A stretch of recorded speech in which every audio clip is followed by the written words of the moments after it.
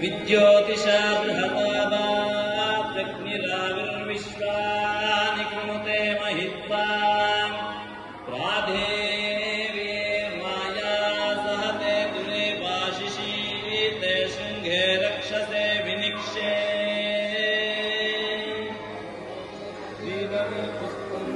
साक्षी हविघ्नकृत यावत् कर्मा समाप्त्या तावत् त्वं सस्थिरो भव.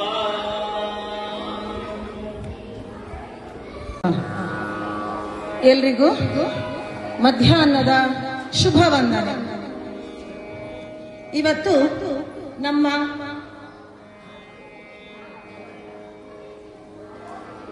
ಬಾಲ ಗೋಕುಲ ಶಿಬಿರದ 6ನೇ ದಿನ. ಇವತ್ತು ಮಧ್ಯಾಹ್ನದ ಅವಧಿಯಲ್ಲಿ ನಾವು ಮಾತೃವಂದನಾ ಕಾರ್ಯಕ್ರಮವನ್ನ ಆಯೋಜನೆ ಮಾಡಿದ್ದೇವೆ. ಇದಕ್ಕೆ ನಮ್ಮ ಬೆನ್ನೆಲುಬಾಗಿ ನಮಗೆ ಹಿಂದಿನಿಂದ ಸ್ಫೂರ್ತಿಯಾಗಿ ನಿಂತವರು ಶ್ರೀಯುತ ಸುಬ್ರಹ್ಮಣ್ಯ ಕಾರಂತ್ ಇವರ ತಂಡದವರು. ಅವರಿಗೆ ಮೊದಲಾಗಿ ಸ್ವಾಗತವನ್ನು ಬಯಸುವ.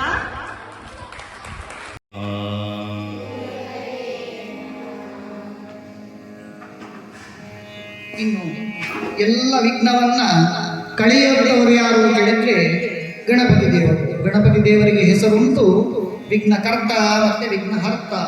ವಿಘ್ನಕರ್ತ ಅಂತ ಹೇಳಿದ್ರೆ ವಿಘ್ನವನ್ನು ಕೊಡುವವರು ಗಣಪತಿ ದೇವರಿಗೆ. ವಿಘ್ನಹರ್ತ ಅಂತ ಹೇಳಿದ್ರೆ ವಿಘ್ನವನ್ನ ದೂರೀಕರಣ ಮಾಡುವವರು ಗಣಪತಿ ದೇವರಿಗೆ. ಹಾಗಾದ್ರೆ ಯಾರಿಗೆ ವಿಘ್ನವನ್ನ ಕೊಡ್ತಾರೆ ಅಂತ ಕೇಳಿದ್ರೆ ದುಷ್ಟಾನ ವಿಘ್ನಕರ್ತ. ಯಾರು ದುಷ್ಟರಿದ್ದಾರೆ ಅವರಿಗೆಲ್ಲ ವಿಘ್ನವನ್ನ ಕೊಡ್ತಾರೆ. ನಮಗೊಂದು ಕತೆ ಗೊತ್ತು. ಆ ಈಶ್ವರ ದೇವರ ಆತ್ಮಲಿಂಗವನ್ನ ರಾವಣಾಸುರ ಹಿಡಿಕೊಂಡು ಹೋಗ್ತಾನೆ. ಗಣಪತಿ ದೇವರಿಗೆ ಗೊತ್ತಾಗ್ತದೆ. ಅವರು ಬಾಲಕ ವಟುವಿನ ರೂಪದಲ್ಲಿ ಬಂದು ಆ ಆತ್ಮಲಿಂಗವನ್ನ ಗೋಕರ್ಣದಲ್ಲಿ ಸ್ಥಾಪನೆ ಮಾಡಿದ್ದಾರೆ. ಅಂತಹ ಎಲ್ಲರಿಗೂ ಕೂಡ ದುಷ್ಟರಿಗೆ ವಿಘ್ನವನ್ನ ಕೊಡತಕ್ಕಂತಹ ಗಣಪತಿ ದೇವರನ್ನ ಯಾರು ಪೂಜೆ ಮಾಡ್ತಾರೆ, ಯಾರು ಪ್ರಾರ್ಥನೆ ಮಾಡ್ತಾರೆ, ಅವರಿಗೆ ಬರತಕ್ಕಂತಹ ಸ್ತೋಮ ವಿಘ್ನಾಪಹರ್ತ. ಎಷ್ಟೆಷ್ಟು ದೊಡ್ಡ ವಿಘ್ನಗಳ ರಾಶಿ ಉಂಟಾದರೂ ಕೂಡ ಗಣಪತಿ ದೇವರು ಅದನ್ನ ಅಪಹರಣ ಮಾಡಿ ದೂರೀಕರಣ ಮಾಡ್ತಾರೆ. ಅಂತಹ ಮಹಾಗಣಪತಿ ದೇವರು ನಮಗೆ ಬರತಕ್ಕಂತಹ ಎಲ್ಲ ವಿಘ್ನಗಳನ್ನು ಪರಿಮಾರ್ಜನೆ ಮಾಡಿಸಿಕೊಡಬೇಕು ಅಂತ ಗಣಪತಿ ದೇವರಲ್ಲಿ ಪ್ರಾರ್ಥನೆ ಮಾಡಿಕೊಳ್ಳುವ.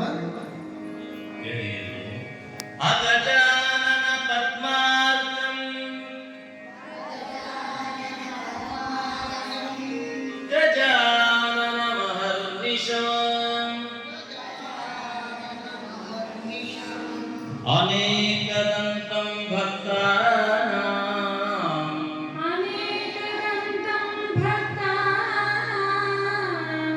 एकदन्तम् उपास्महे.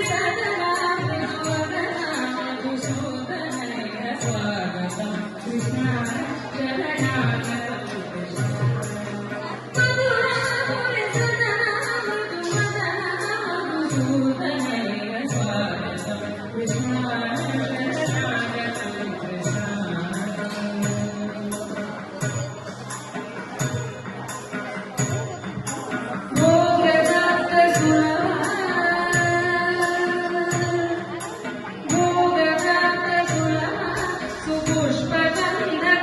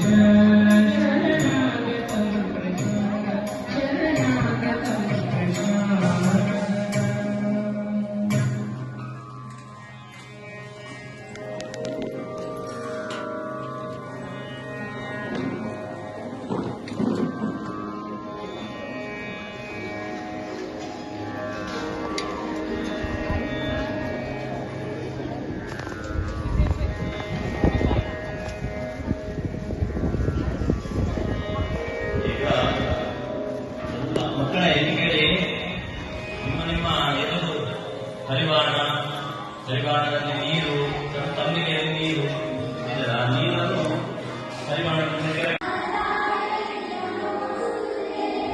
ಪಾದಯೋಃ ಕುಂಕುಮಂ ಸಮರ್ಪಯಾಮಿ. ಕುಂಕುಮ ಹಚ್ಚಿ ಆಗ ಅರಸಿನ ಹಚ್ಚಿದಂತೆ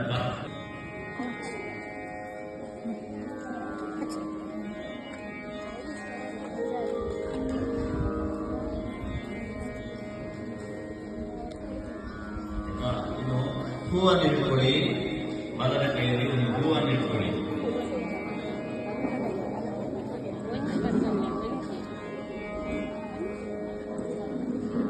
ಮಾತೃಭ್ಯೋ ನಮಃ.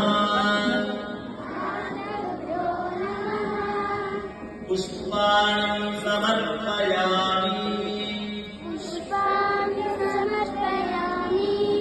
ಪುಷ್ಪಾಣಿ ಸಮರ್ಪಯಾಮಿ.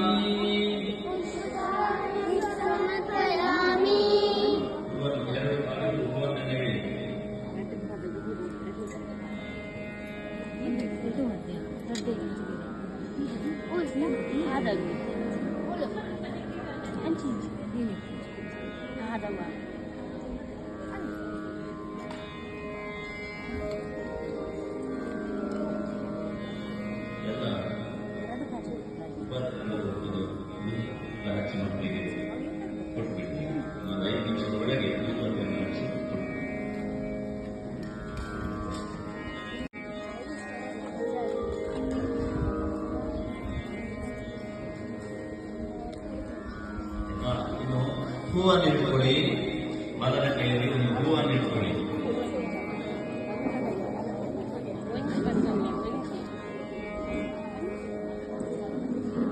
ಮಾತೃಭ್ಯೋ ನಮಃ. ಪುಷ್ಪಾಣಿ ಸಮರ್ಪಯಾಮಿ. ಪುಷ್ಪಾಣಿ ಸಮರ್ಪಯಾಮಿ.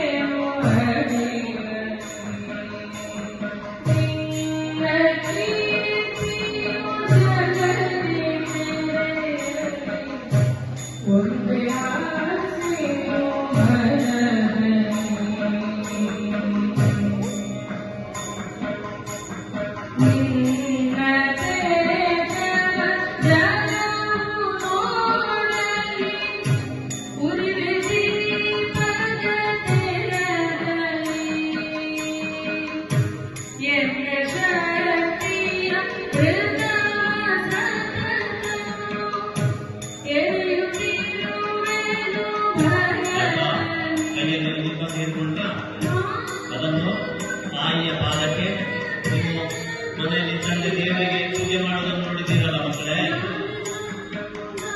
ಅದೇ ರೀತಿಯಲ್ಲಿ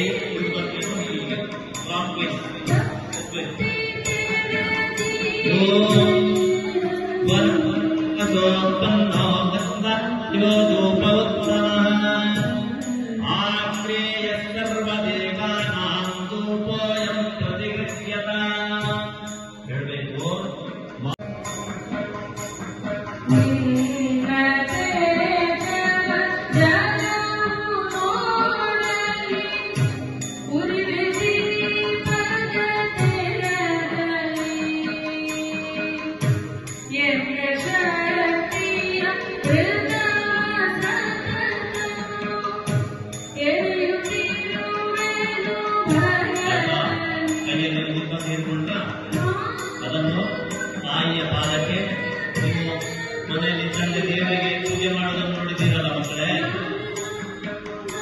ಅದೇ ರೀತಿಯಲ್ಲಿ ಉತ್ಪತ್ತಿಯನ್ನು ಹೀಗೆ ವಾಪಸ್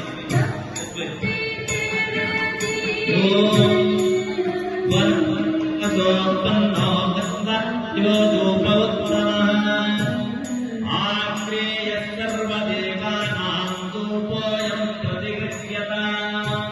ಹೇಳಬೇಕು ಮಾತೃಭ್ಯೋ ನಮಃ.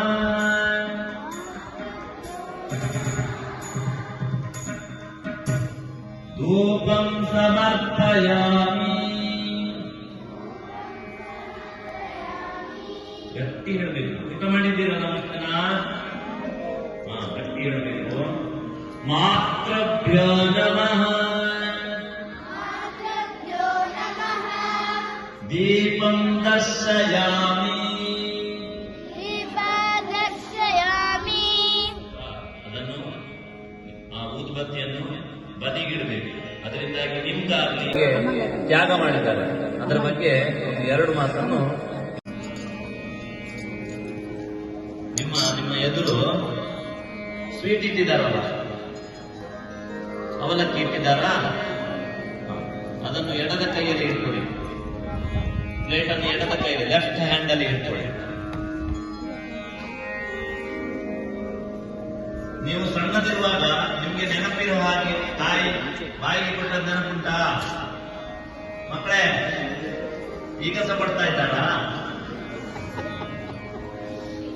ಹಾಗಿರುವಾಗ ಇಷ್ಟರವರೆಗೆ ನಿಮ್ಗೆ ತಾಯಿ ಊಟ ಮಾಡಿಸ್ತಿದ್ರು, ತಾಯಿ ಬಾಯಿಗೆ ನಿಮಗೆಲ್ಲ ಕೊಡ್ತಿದ್ರು, ಹೌದಾ?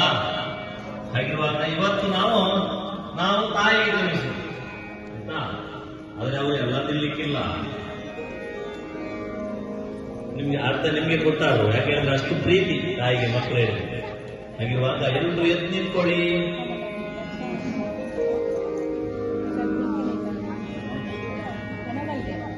ಮಾತೃಭ್ಯೋ ನಮಃ.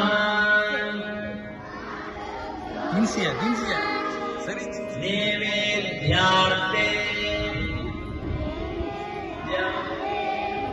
ಋತುಪನಚ್ಛಾಯ ನಿವೇದಯಾಮಿ.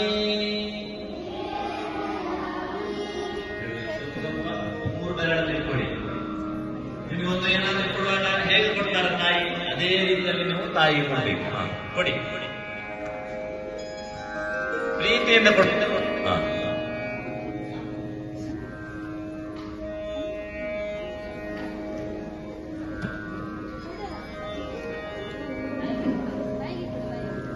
ಕೊಡಿ. ತಾಯಿಯನ್ನು ಸಹ ಮಕ್ಕಳಿಗೆ ಸ್ವಲ್ಪ ಸ್ವಲ್ಪ ಕೊಡಿ. ನಾವು ಹೇಳಬೇಕು ಅಂತಿಲ್ಲ, ನೀವು ಕೊಡ್ತೀರಿ.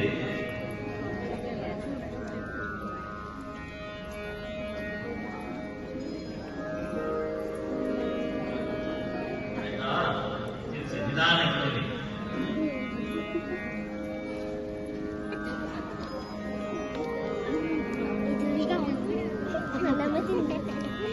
ಅಲ್ಲಿ ಕಾಣ್ತಾ ಹಾಕೋದು.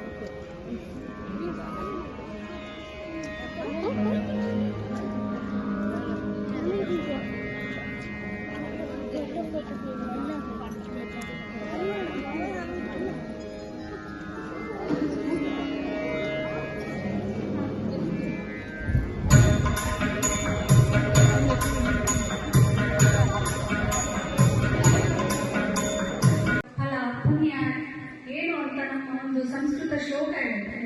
ಅದರ ಅರ್ಥ ಏನು ಅಂದ್ರೆ, 7 ಬಾರಿ ಇಡೀ ನಮ್ಮ ಭೂಲೋಕವನ್ನ ಪ್ರದಕ್ಷಿಣೆ ಮಾಡಿ ಬಂದರೆ ಎಷ್ಟು ಪುಣ್ಯ ಸಿಗುತ್ತೆ.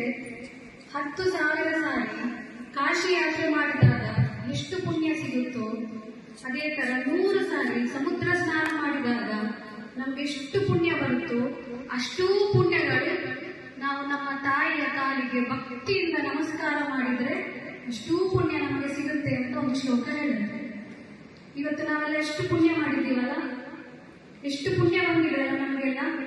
ಕೇವಲ ನಮಸ್ಕಾರದಿಂದ ಅಷ್ಟು ಪುಣ್ಯ ಬಂದ್ರೆ ನೀವಿವತ್ತು ತಾಯಿಗೆ ಪಾದ ಪೂಜೆ ಮಾಡಿದ್ದೀರಿ, ಹಾಗಾಗಿ ನಿಮಗೆ ಇನ್ನೆಷ್ಟು ಪುಣ್ಯ ಬಂದಿರಬಹುದು ಅಲ್ವಾ? ನನ್ಗೀಗ ನಿಮ್ಮನ್ನೆಲ್ಲ ನೋಡ್ತಿದ್ರೆ ನಂಗೊಂದು ಒಂದು ಕಲ್ಪನೆ ಬರ್ತಿದೆ. ನೀವೆಲ್ಲ ಶೃಂಗೇರಿ ಶಾರದೆಯ ಚಿತ್ರ ನೋಡಿದ್ದೀರಾ? ಫೋಟೋ ನೋಡಿದ್ದೀರಾ? ಶಾರದೆಯದು ಕಂಚಿ ಕಾಮಾಕ್ಷಿ ಫೋಟೋ ನೋಡಿದ್ದೀರಾ? ಅದರಲ್ಲಿ ಹಾಗೆ ಶಂಕರಾಚಾರ್ಯರು ಅವರ ತಾಯಿಯ ಕಾಲಬುಡದಲ್ಲಿ ಕೂತಿರ್ತಾರೆ. ನಿಮ್ಮನ್ನು ನೋಡುವಾಗ ನನಗೆ ಹಾಗೆ ಕಾಣ್ತಾ ಇದೆ. ಶಂಕರಾಚಾರ್ಯರು ಕಾಮಾಕ್ಷಿಯ ಕಾಲಬುಡದಲ್ಲಿ ಕೂತಾಗ ಹೇಗೆ ಕಾಣ್ತು ಹಾಗೆ ಕಾಣ್ತಾ ಇದೆ. ನೀವೆಲ್ಲರೂ ಒಂದು ಸಣ್ಣ ಸಣ್ಣ ಶಂಕರಾಚಾರ್ಯರು. ನಿಮ್ಮ ತಾಯಂದಿರೆಲ್ಲರೂ ಸಾಕ್ಷಾತ್ ಶಾರದೆಯಾಗೇ ಕಾಣ್ತಿದ್ದಾರೆ ಇವತ್ತು. ಶಾರದೆ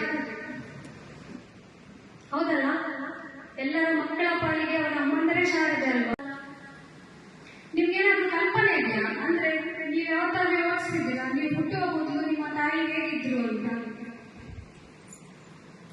ನಿಮ್ಮ ತಾಯಿ ಹೀಗಿದ್ದಾರಲ್ಲ, ಹಾಗಿರ್ಲಿಲ್ಲ. ನಿಮ್ಮ ತಾಯಿ ತುಂಬಾ ಚಂದ ಇದ್ರು, ತೆಳ್ಳಗಿದ್ರು, ಉದ್ದ ಕೂದಲಿತ್ತು. ನಿಮ್ಮ ಅಮ್ಮಂದಿರಿಗೆಲ್ಲ ಉದ್ದ ಜಡೆ ಹಾಕಿ ಯಾವಾಗಲೂ ತಲೆಗೆ ಹೂ ಇಟ್ಕೊಂಡು ದೇವಸ್ಥಾನಕ್ಕೆ ಹೋಗಿ ಬರ್ತಿದ್ರು. ಅವ್ರಿಗೆ ಇಷ್ಟವಾದ ಜಾಗಕ್ಕೆ ಹೋಗಿ ಬರ್ತಿದ್ರು. ಅವರಿಗೆ ಬೇಕಾದನ್ನೆಲ್ಲ ತಿಂತಿದ್ರು. ಸ್ನೇಹಿತರೊಟ್ಟಿಗೆ ಹೊರಗೆ ಹೋಗ್ತಿದ್ರು. ಆದ್ರೆ ನಾವು ಯಾವತ್ತೂ ನಮ್ಮ ಅಮ್ಮನ ಹೊಟ್ಟೆಯೊಳಗೆ ಬಂದ್ರೆ ಆ ದಿನವೇ ನಾವು ಶುರು ಮಾಡಿದ್ವಿ ಅಮ್ಮನಿಗೆ ಕಷ್ಟ ಕೊಡ್ಲಿಕ್ಕೆ. ಅಮ್ಮನ ಹೊಟ್ಟೆಯೊಳಗೆ ಬಂದ ಕೂಡಲೇ ನಾವೇನ್ ಮಾಡಿದ್ವಿ? ಅಮ್ಮನ ಊಟನ ತಿಳ್ಕೊಳ್ತೀವಿ. ಅಮ್ಮನಿಗೆ ಊಟ ಮಾಡ್ಲಿಕ್ಕೆ ನಾವು ಬಿಡ್ತಿರ್ಲಿಲ್ಲ. ಹೊಟ್ಟೆ ಇದ್ದಾಗ ಅಮ್ಮನಿಗೆ ಅವ್ರ ಇಷ್ಟದ ತಿಂಡಿ ನೋಡಿ ಕೂಡಲೇ ಅಮ್ಮನಿಗೆ ವಾಗರಿಕೆ ಬರ್ತಿತ್ತು.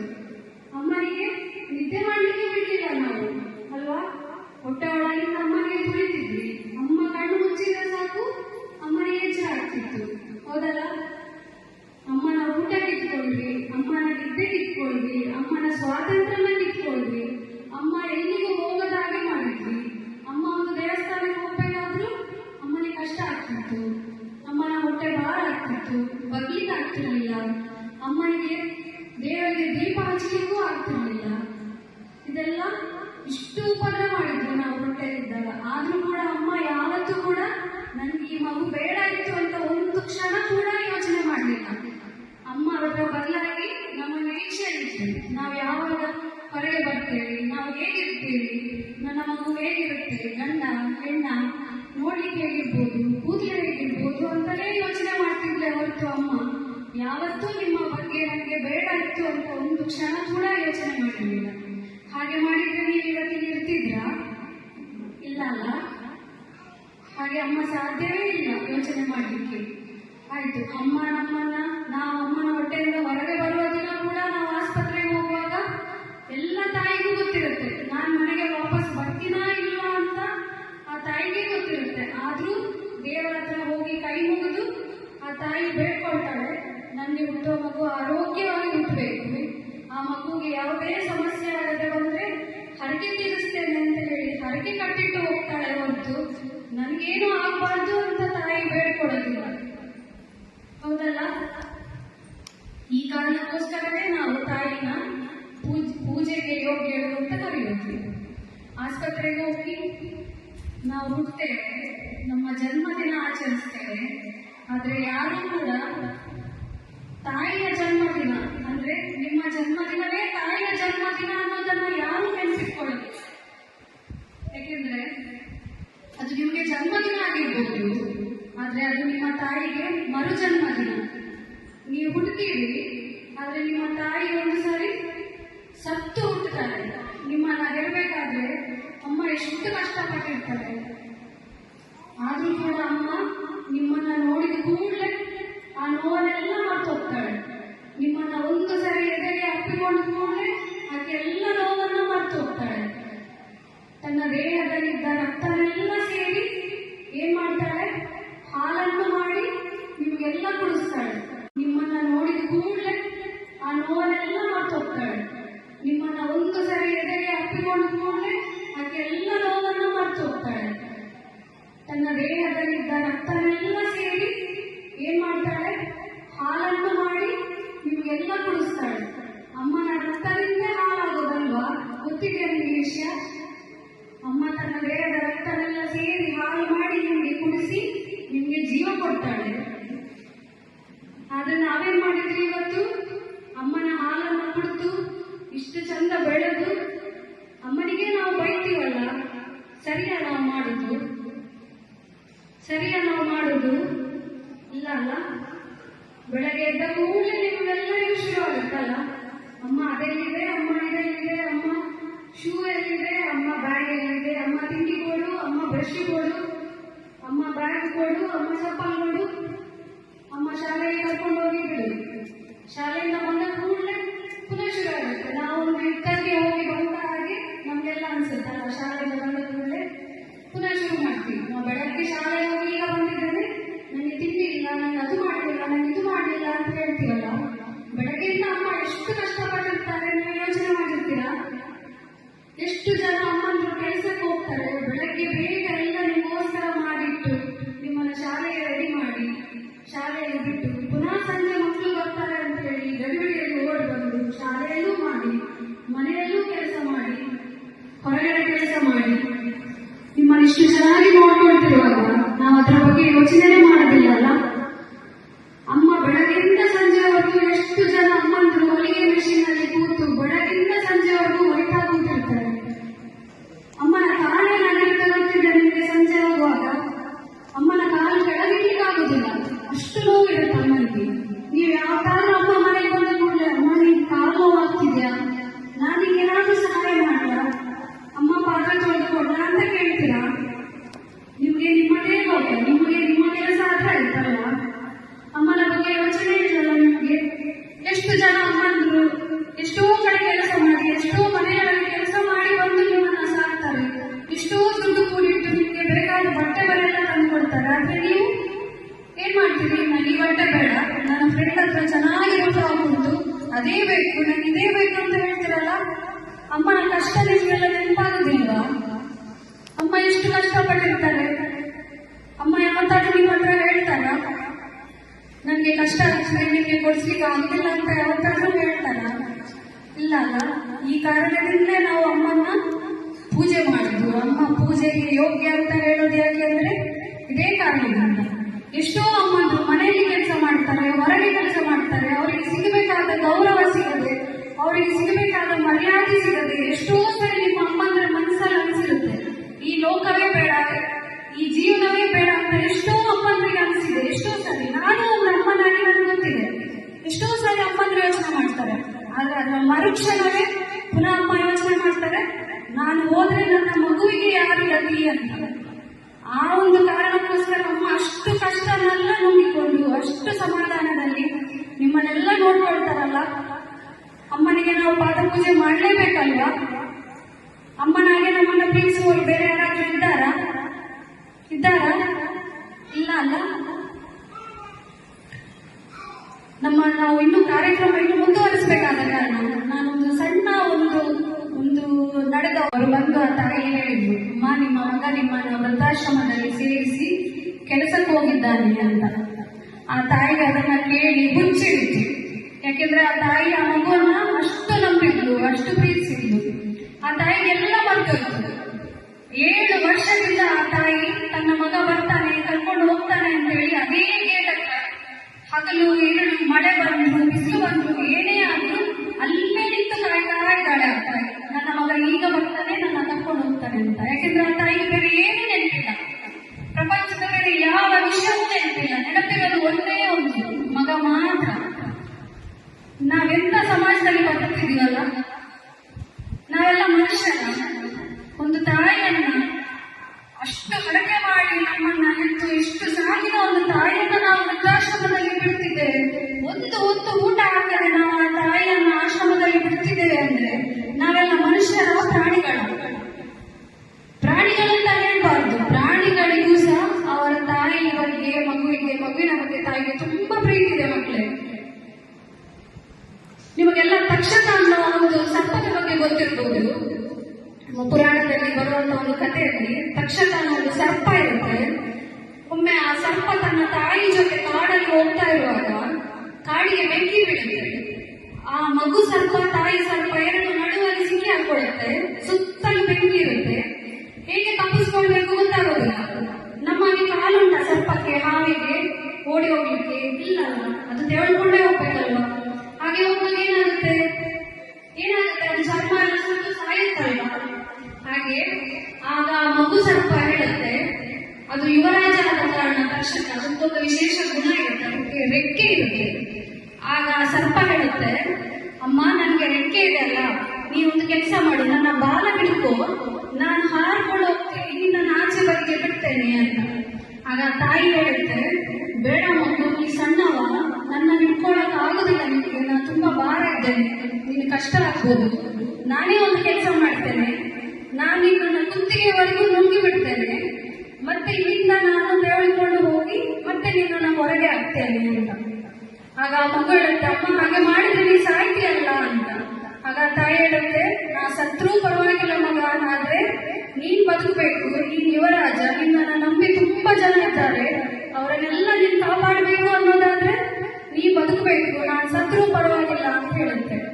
ಆ ಒಂದು ಮಗು ಸರ್ಪಕ್ಕಿರುವಂತಹ ಒಂದು ಬುದ್ಧಿ ಸಹ ನಮಗಿರುವ ಮಕ್ಕಳೇ. ಹಾಗಾದ್ರೆ ಆ ಮಗು ಹೇಳುತ್ತಲ್ಲ, ನಾನು ನಿನ್ನ ಕಾಪಾಡ್ತೀನಮ್ಮ ಅಂತ ಹೇಳಿ. ನಾವು ಮನುಷ್ಯರು ಬುದ್ಧಿ ಇದ್ದವರು, ಕೈಕಾಲಿದ್ದವರು, ಬಾಯಿದ್ದವರು, ನಾವು ಕರ್ಕೊಂಡೋಗಿ ನಮ್ಮ ತಾಯಿನ ವೃದ್ಧಾಶ್ರಮದಲ್ಲಿ ಸೇರಿಸ್ತಿದ್ದೇವಲ್ಲ, ಆ ಪ್ರಾಣಿಗಳಿಗಿಂತ ಕಡೆಯ ನಾವು. ನಮಗೆ ನರಕದಲ್ಲಿ ಕೂಡ ಜಾಗ ಸಿಗೋದಿಲ್ಲ. ನಮ್ಮ ತಾಯಿಯರ ಕಣ್ಣೀರನ್ನು ಹಾಕಿಸಿದ್ರೆ ನರಕದಲ್ಲಿ ಕೂಡ ನಮಗೆ ಜಾಗ ಸಿಗೋದಿಲ್ಲ. ಪಾಪಿಗಳು ಮಾತ್ರ ನರಕಕ್ಕೆ ಹೋಗ್ತಾರಲ್ಲ, ಆದ್ರೆ ನಮಗೆ ಪಾಪಿಗಳಿಗಿಂತ ಕಡೆ ನಾವು. ಆ ನರಕದಲ್ಲಿ ಕೂಡ ನಮಗೆ ಜಾಗ ಸಿಗೋದೇ ಇಲ್ಲ. ಅಮ್ಮನ ಒಂದು ನಗು, ಅಮ್ಮನ ಒಂದು ಮಾತು, ಅಮ್ಮನ ಒಂದು ಕೈತುತ್ತು, ಅಮ್ಮನ ಒಂದು ಸಾಮೀಪ್ಯ, ಅಮ್ಮನ ಮಡಿಲು, ಇದೆಲ್ಲ ನಾವು ಅಮ್ಮ ಇದ್ದಾಗಲೇ ಅನುಭವಿಸಬೇಕು. ಅಮ್ಮ ಹೋದ ನಂತರ ನಾವು ಕೂಗಿ ಏನು ಪ್ರಯೋಜನ ಇಲ್ಲ. ಇದನ್ನೆಲ್ಲ ನಾವು ಅನುಭವಿಸಬೇಕು ಅಂದ್ರೆ ಅಮ್ಮನಿಗೆ ಮೊದಲು ನಾವು ಗೌರವ ಕೊಡೋದನ್ನು ಕಲಿಬೇಕು, ಅಮ್ಮನಿಗೆ ಮರ್ಯಾದೆ ಕೊಡಬೇಕು, ಅಮ್ಮನಿಗೆ ಸಹಾಯ ಮಾಡಬೇಕು, ಅಮ್ಮನ ಕಷ್ಟವನ್ನ ನಾವು ಅರ್ಥ ಮಾಡ್ಕೊಳ್ಬೇಕು, ಒಳ್ಳೆಯ ಮಕ್ಕಳಾಗಿ ನಾವು ಬದುಕಬೇಕು. ಅಮ್ಮನ ಆಶೀರ್ವಾದ ಒಂದಿದ್ರೆ ಸಾಕು, ನಾವು ಈ ಪ್ರಪಂಚದಲ್ಲಿ ಏನ್ ಬೇಕಾದ್ರೂ ಸಾಧನೆ ಮಾಡಬಹುದು. ಹೌದಲ್ಲ?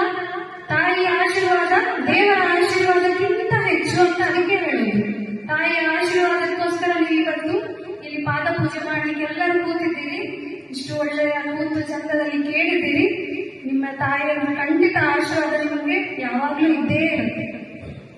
ಜೈ ಶ್ರೀ. ಸರ್ವಾತ್ಮಿಕ ಶ್ರೀ ಮಾತೃಕಾ ಸರಸ್ವತಿ ಪ್ರಿಯತಾ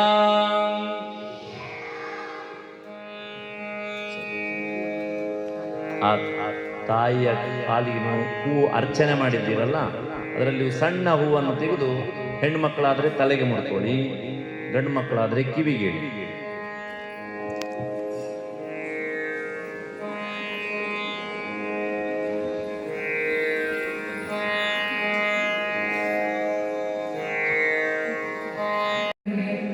ಸೇರಿದ್ದ ಈ ಜೀವ ನಿನಗಿದ್ದ ಕಷ್ಟಗಳ ಲೆಕ್ಕವಿದೆ, ಸುಖವಾಗಿ ಜಗಕ್ಕೆ ನಾ ಬರಲು ನೀನಂದು ಭರಿಸಿದ ವೇದನೆಗೆ ಸಾಟಿಹುದೇ, ಭರಿಸಿದ ವೇದನೆಗೆ ಸಾಟಿಹುದೇ. ಪರಿಚಯವೇ ಇಲ್ಲದಿಹ ಈ ಜಗಕ್ಕೆ ಬಂದಾಗ ನನಗಿದ್ದ ಪರಿಚಯವು ನೀನೇ ತಾನೇ. ಅತ್ತಾಗ ಬಿಗಿದಪ್ಪಿ ಹಾಲುಣಿಸಿ ಪೋಷಿಸಿದ ಋಣವ ತೀರಿಸಲಾರೆ ದೇವರಾಣೆ, ಋಣವ ತೀರಿಸಲಾರೆ ದೇವರಾಣೆ. ಹಗಲು ಇರುಳುಗಳಲ್ಲಿ ಎಚ್ಚೆದ್ದು ಅಡುತ್ತಿರನು, ಶುದ್ಧಿ ಮಾಡಿದೆ ಎನ್ನ ಮಲಮೂತ್ರವ. ಹಗಲು ಇರುಳುಗಳಲ್ಲಿ ಶುದ್ಧಿ ಮಾಡಿದೆ ಎನ್ನ ಮಲಮೂತ್ರವ. ಅದರಿಂದ ನಿನಗಾದ ನಿದ್ರೆ ಭಂಗಗಳೆಷ್ಟು ಕ್ಷಮಿಸಿ ಬಿಡು ಓ ತಾಯಿ ನನ್ನ ಪಾತ್ರವ. ಕ್ಷಮಿಸಿ ಬಿಡು ಓ ತಾಯಿ ನನ್ನ ಪಾತ್ರವ. ಬಾಲ್ಯದಲ್ಲಿ ಜ್ವರದಿಂದ ಬಳಲುತ್ತಿರೆ ನಾನು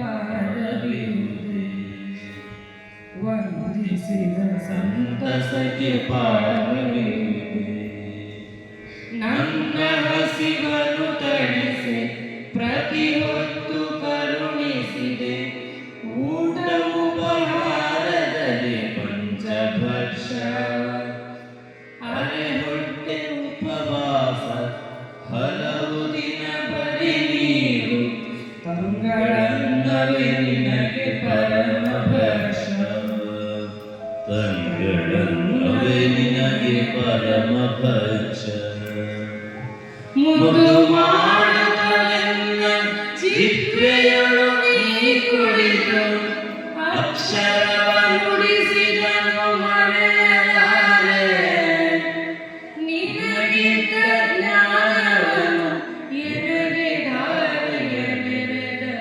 ಮೊದಲ ಗುರು ನೀ ತಾಯಿ ದಾರಿ ತೋರೆ ಮೊದಲ ಗುರು ನೀ ತಾಯಿ ದಾರಿ ತೋರೆ ಕಷ್ಟಗಳ ಕಾಲದಲ್ಲಿ ಜೊತೆಗಿದ್ದು ನನ್ನನ್ನು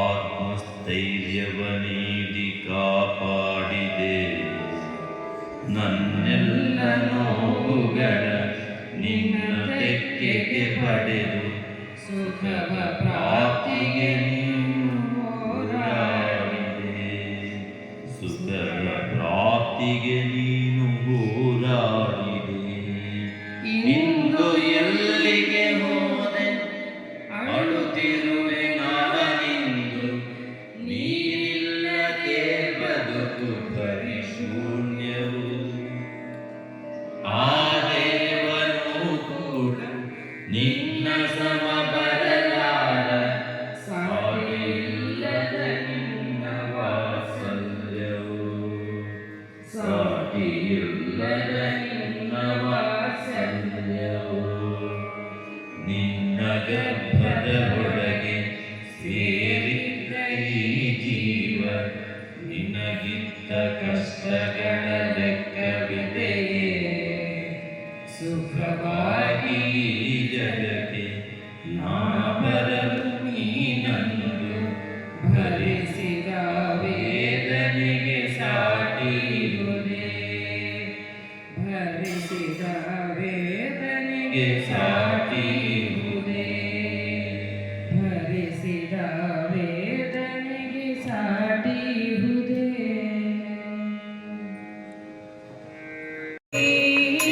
ಶಾರದಾಂಬೆ ಪೂಜಿತೆ ದೂರ ಹಿಡೀರಿ, ಕಾಲಿಗೆ ಜಾಗ್ರತೆ. ಶಾರದಾಂಬೆ ಪೂಜಿತೆ ತಾಯಿಯ ಬಟ್ಟೆಗೆ ಏನು ಸಮಸ್ಯೆ ಆಗಬಾರ್ದು. ನಿಧಾನಕ್ಕೆ